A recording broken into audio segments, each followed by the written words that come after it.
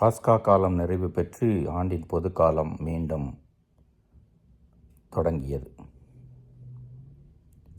புனித பவுல் இன்றைய முதல் வாசகத்தில் சொல்கிறார், உண்மை பேசி இயேசு உண்மை தவிர வேறு எதுவும் பேசவில்லை. அவரது உண்மைதான் நமக்கு வாழ்வானது. அதை தான் நீங்களும் நானும் ஏற்றுக்கொண்டிருக்கிறோம். எதற்காக? புனிதத்திலே வளர, புனிதராக, நம்முடைய வாழ்வே தூயோராக வாழ்வதற்கும் புனிதராக ஆவதற்கும் கடவுள் கொடுக்கப்பட்ட ஒரு கொடை. அது நடைபெறுகிறதா? தடுமாற்றம்தான். பாவத்தோடும் தவறுகளோடும் போராடி கொண்டிருக்கிற பொழுது அதையும் தாண்டி புனிதத்தை பற்றி கொள்ள நம்முடைய ஆன்மா துடித்து கொண்டே இருக்க வேண்டும். அதற்கு இயேசு காட்டு வழியே சிறந்த வழி. அப்படி நாம் மட்டும் புனிதமடைந்தால் பற்றாது, பிறரையும் அந்த புனித வாழ்வுக்கு, இயேசுவோடு உள்ள நல் உறவுக்கு அழைத்து வர வேண்டும்.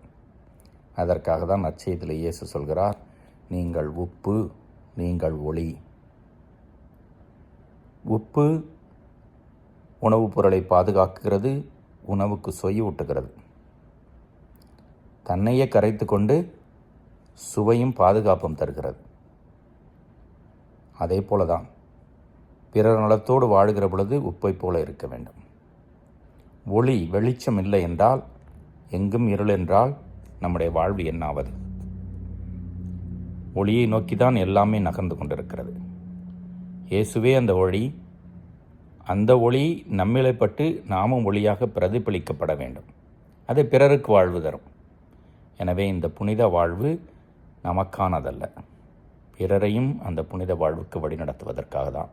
இது ஒரு அழைப்பு. ஏற்றுக்கொண்டிருக்கிறோமா? யோசித்து பார்ப்போம். இறைவன் என்றும் வாழ்த்து பெறுவாராக.